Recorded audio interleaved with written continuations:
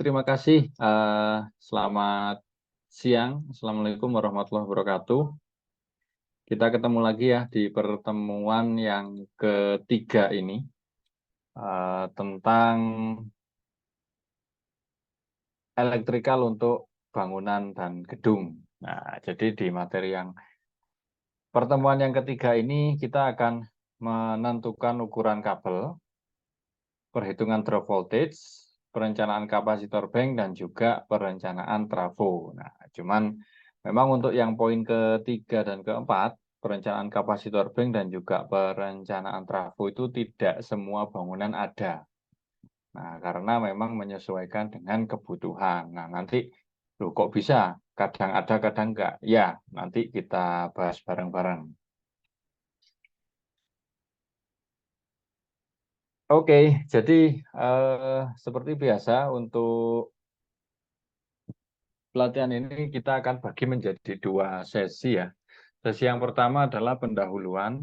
Ini nanti kita akan coba refreshment terkait course yang B terkait membuat wiring diagram. Nah, nanti kita akan berangkat dari sana. Bagaimana caranya menentukan ukuran kabel yang akan digunakan masing-masing panel. Kemudian kita juga akan hitung drop voltage-nya. Kita tentukan juga kira-kira butuh kapasitor bank atau enggak, kira-kira butuh trafo atau tidak, gitu. Nah, kemudian nanti di sesi 2-nya kita prakteknya, gitu. Jadi yang di sesi pertama itu nanti teoretikalnya memang harus kita sampaikan ya, supaya nanti sebelum kita masuk ke perhitungan itu enggak apa namanya, harus tahu dulu nih, kenapa kok perlu dihitung, kenapa harus ada, kenapa nggak ada gitu. Nah, seperti itu. Nah, sebelum mulai, mungkin kita kuis dulu ya. Silakan dikirimkan link Pulse untuk kuisnya.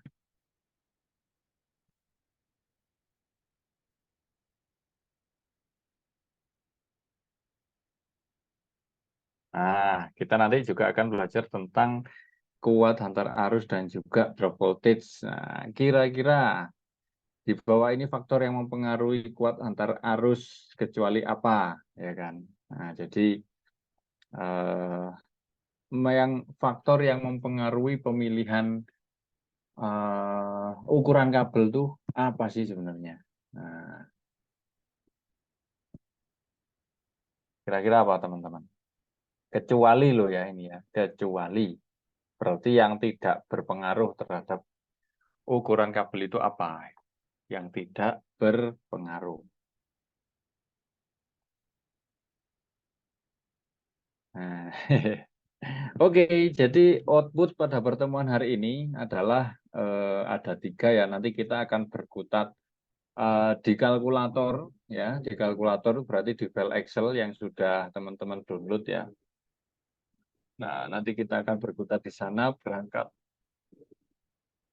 berangkat dari wiring diagram yang sudah teman-teman kerjakan juga di course B.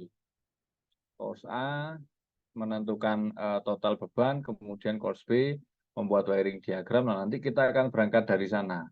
Nah, nanti kita akan menentukan ukuran-ukuran kabel yang akan digunakan pada masing-masing panel SDP ya. Jadi panel SDP nanti pakai kabel berapa yang pas, yang cocok ukurannya untuk bisa mendistribusikan listrik dari panel induk dari LVMDP to SDP berarti gitu.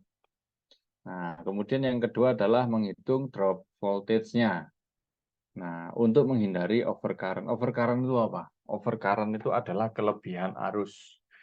Nah, jadi drop voltage ini memang harus dihitung setiap kabel penghantar utama ya, panel to panel, LVMDP to SDP. Yang pertama untuk menghindari overcurrent. Kalau kabelnya terlalu kecil itu bisa mengakibatkan panas. Nah, panas kemudian isolasinya terbakar. Nah, itulah yang biasanya terjadi kebakaran, terjadi korsleting arus listrik itu sebenarnya adalah karena pemilihan kabelnya yang terlalu kecil. Nah, kemudian kalau pemilihan kabelnya terlalu besar, apa yang terjadi? Lah, kalau yang terlalu besar terjadi, drop voltage-nya juga semakin besar juga gitu. Jadi lebih banyak apa namanya arus-arus listrik yang tidak sampai ke tempatnya karena ukuran kabel yang terlalu besar. Nanti secara detail kita bahas juga. Nah, kemudian yang ketiga adalah menghitung kebutuhan kapasitor bank dan juga trafo. Nah, seperti yang saya sampaikan tadi, memang kebutuhan kapasitor bank dan juga trafo itu tidak semua bangunan punya. Nah, kenapa? Karena memang kapasitor bank ini memiliki misi-misi khusus atau tujuan-tujuan khusus yang mana hanya ada di bangunan-bangunan yang punya instalasi khusus juga.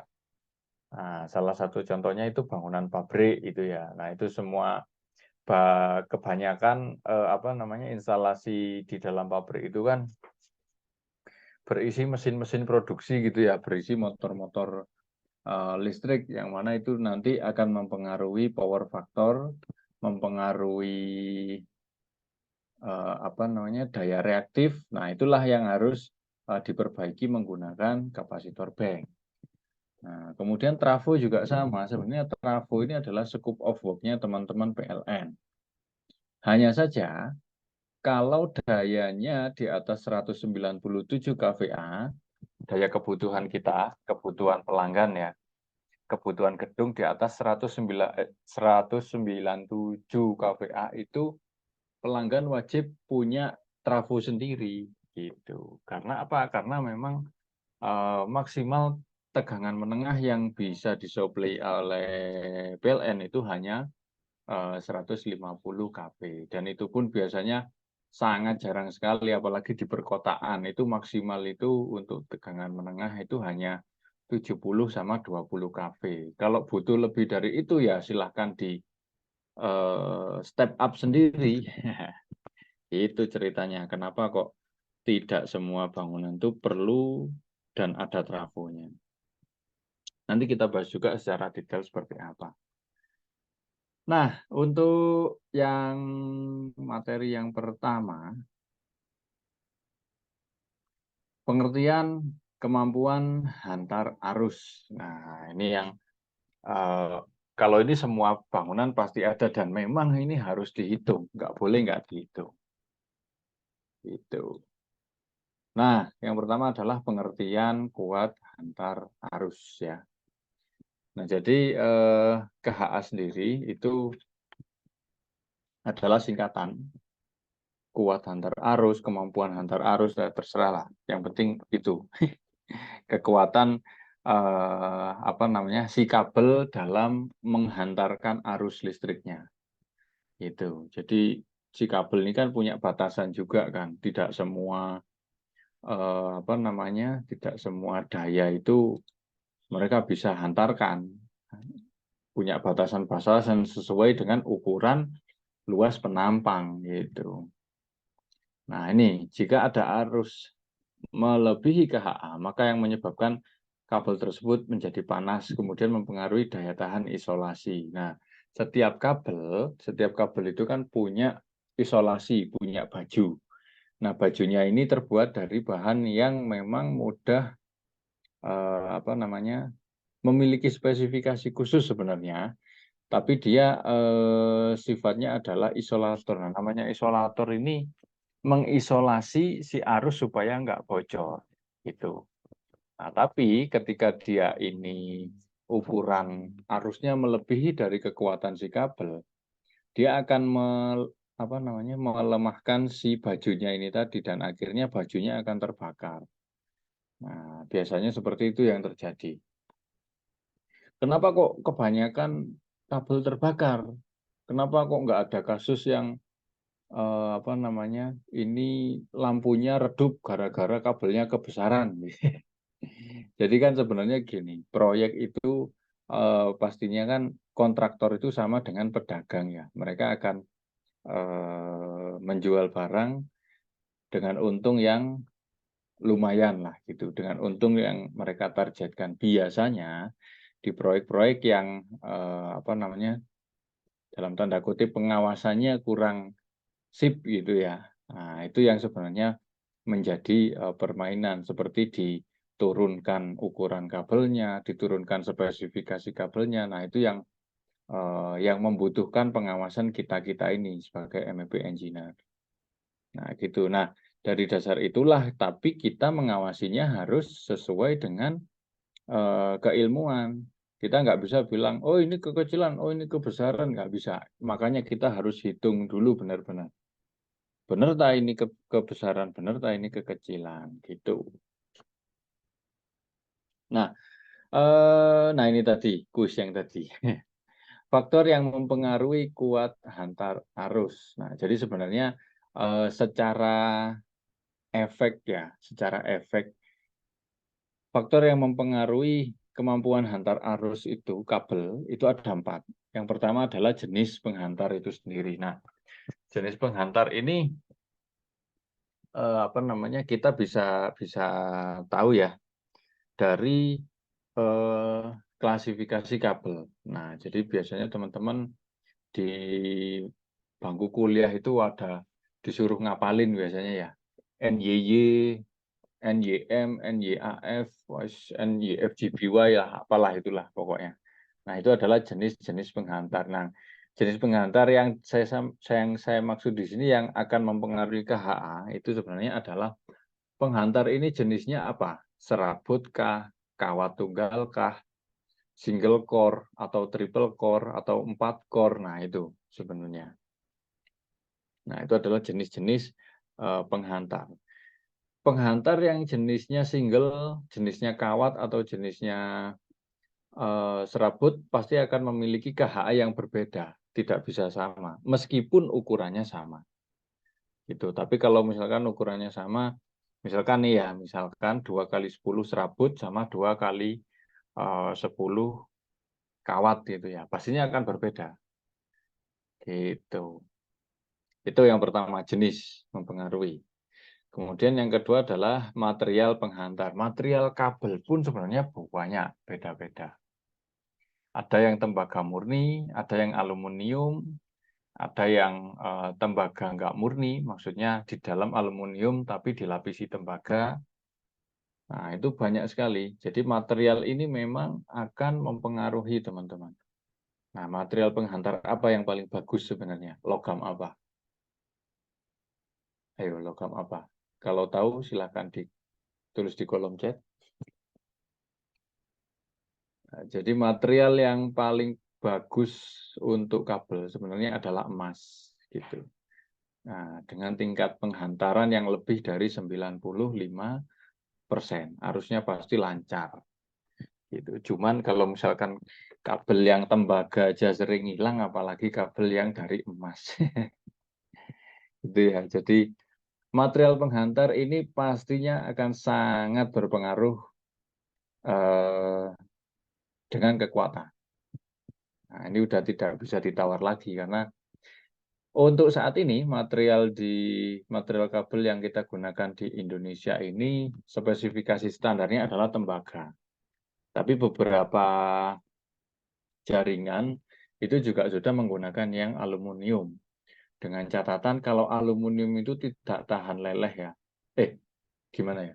Kemampuan tahan lelehnya lebih rendah daripada tembaga sehingga biasanya luas penampang aluminium itu biasanya didua kalikan lebih besar daripada tembaga.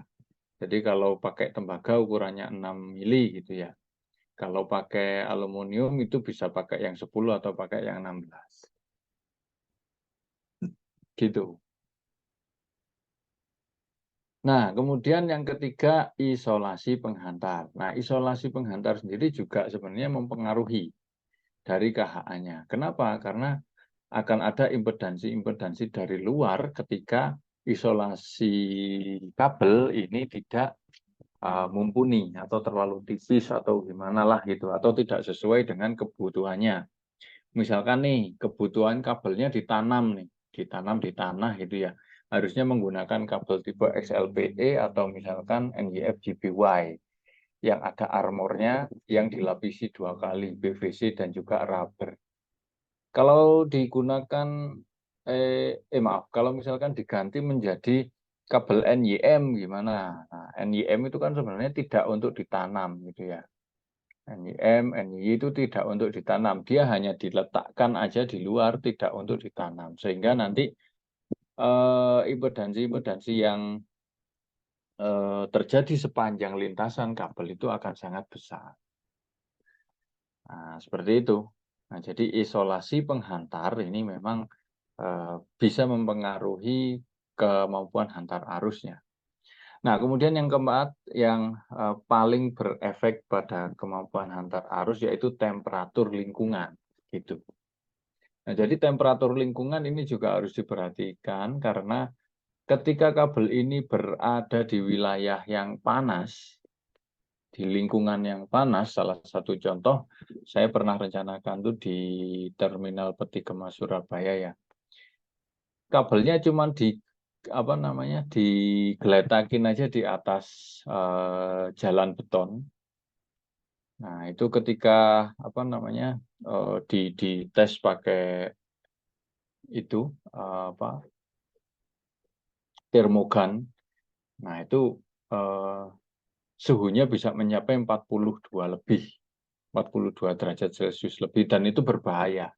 Nah, makanya ketika suhunya ini panas, kemudian ketemu dengan arus yang besar juga, gitu ya, arus yang besar juga yang ada di dalam kabel, itu pastinya akan mempengaruhinya nanti akan kemana-mana.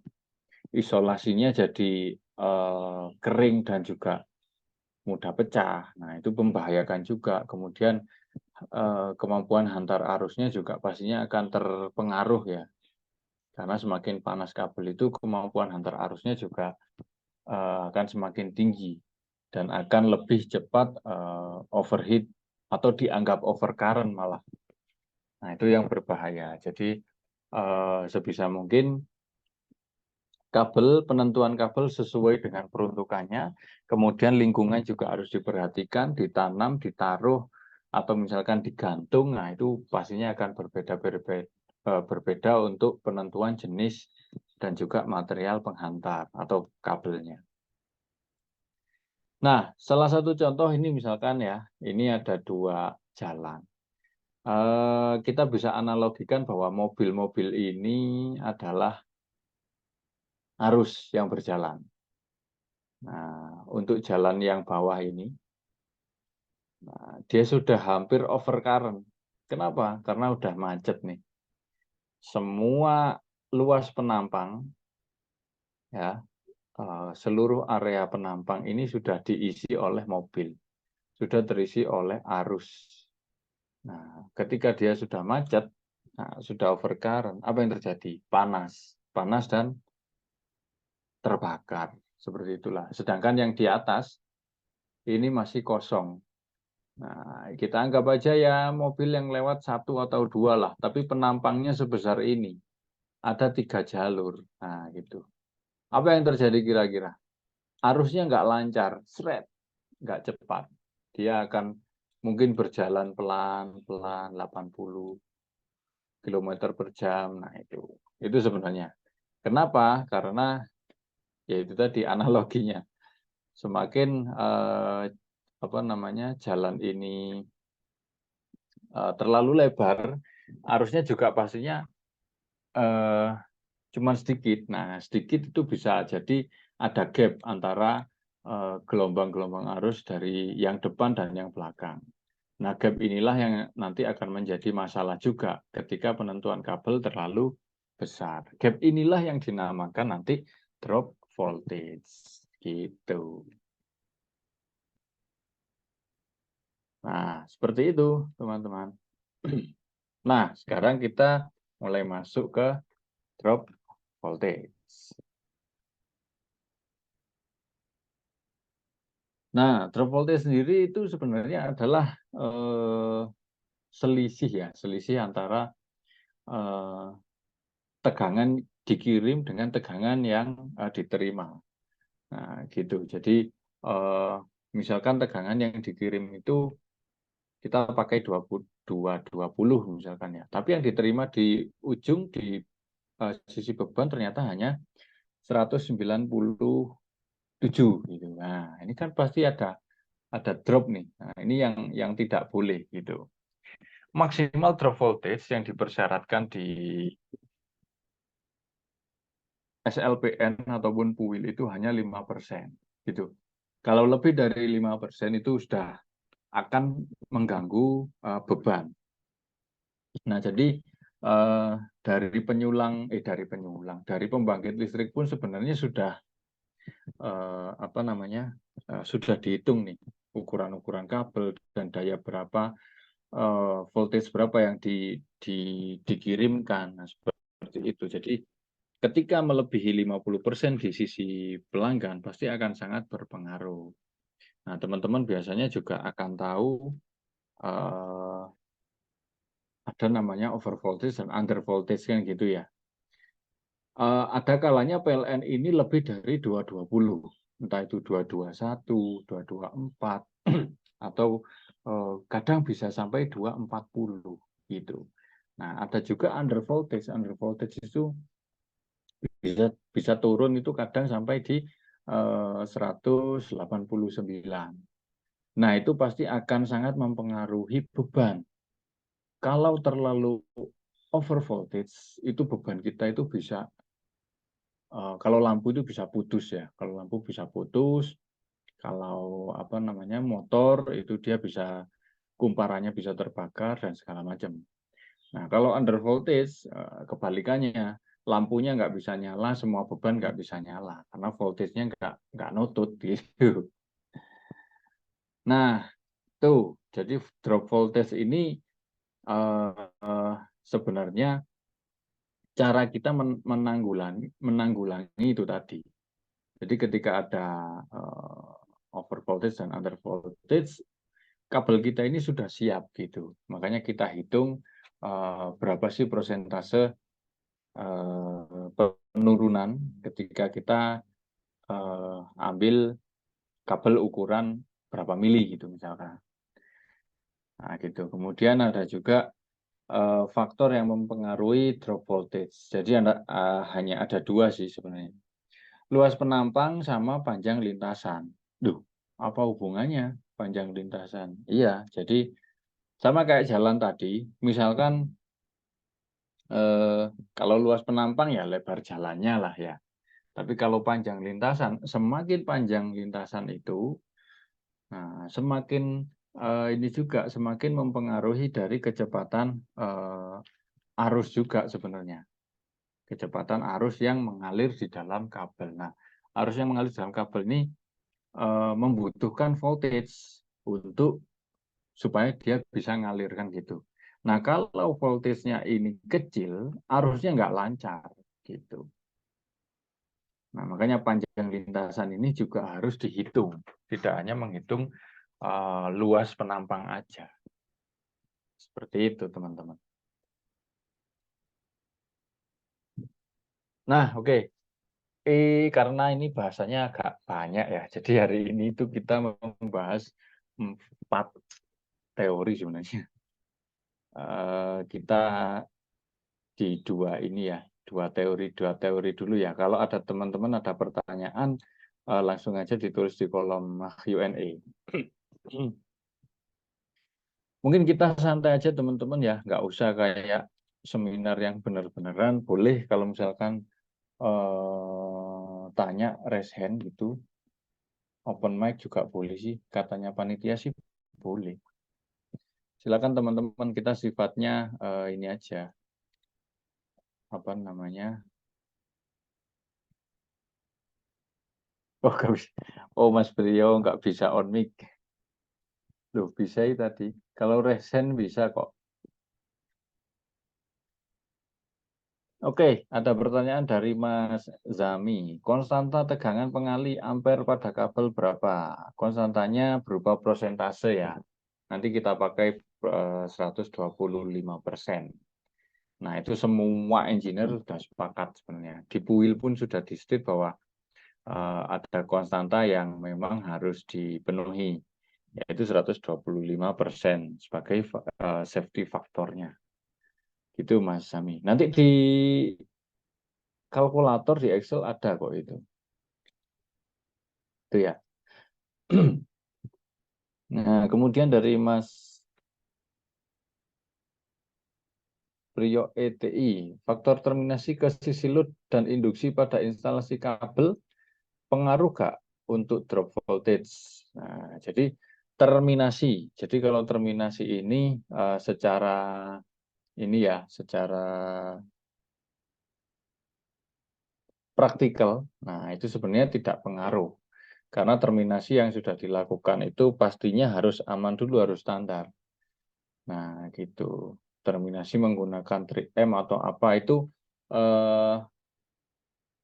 menggunakan rejim, menggunakan 3M itu kan sebenarnya sudah ada ukuran standarnya ya. Jadi tidak boleh dirubah. Itu yang pertama. Kemudian induksi pada instalasi. Nah, kabel trans, kabel tray. Nah, itu betul berpengaruh. Tapi kalau untuk ke drop voltage tidak selama apa? Selama kabel tray yang digunakan itu terpisah dari kabel elektronik. Nah, yang biasanya malah terpengaruh itu adalah kabel elektroniknya, gitu. Jadi kalau di lapangan itu selalu ada dua. Kalau saya yang merencanakan ya, itu saya selalu minta ada dua kabel tray.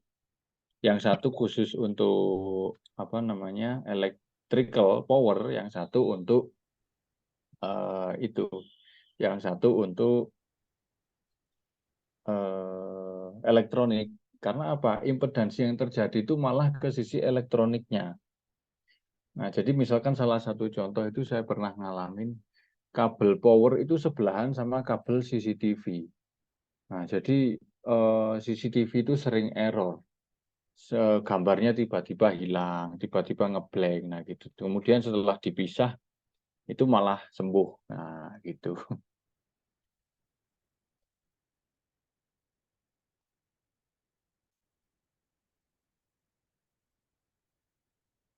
Nah, kemudian ada satu lagi dari pembelajar. Cara pemilihan kabel apakah mengikuti standar seperti apa ya? Nah, yaitu tadi. Jadi untuk pemilihan jenis kabel itu yang pertama mengikuti sisi bebannya dulu. Nah, jadi kalau misalkan bebannya itu beban 3 fase atau 1 fase itu ya, itu yang pertama harus disesuaikan dulu, kita hitung dulu bebannya. Makanya nanti kita akan praktek bagaimana caranya menentukan kabel itu dari sisi bebannya kita tarik ke depan, kita tarik ke panel induknya, gitu. Itu yang pertama. Kemudian yang kedua adalah ini kabel nanti dipasang di mana, gitu. Jadi lingkungannya. Nah, dia dipasang misalkan di bawah tanah, ditanam gitu. Ya berarti harus menggunakan kabel jenis tanam. Kabel jenis NYF, GBY, XLPE, dan segala macam gitu. Nah, kemudian kalau kabelnya ditaruh di kabel tray di luar ruangan tapi ada kabel traynya. Nah, itu menggunakan kabel-kabel dengan isolator PVC seperti NYY, kemudian N apa namanya dan banyak lagi lah pokoknya. Saya juga kurang hafal sebenarnya kalau kabel. Mending mending mikirin yang inilah, yang penting-penting. Kalau kabel bisa tanya juga ke supplier sebenarnya. Ini kabel saya, yang penting kita ukurannya dulu yang kita tentukan. Ukuran tahu dulu, kemudian nanti kalau untuk penempatan kabel, ini bisa komunikasi sama supplier. Ini saya taruh di atas dak beton misalkan. Oh berarti pakai yang ini Pak. Gitu. Ini ditaruh di atas apa namanya kabel tray. Oh pakai ini Pak. Nah nanti pasti mereka akan kasih solusi. Seperti itu.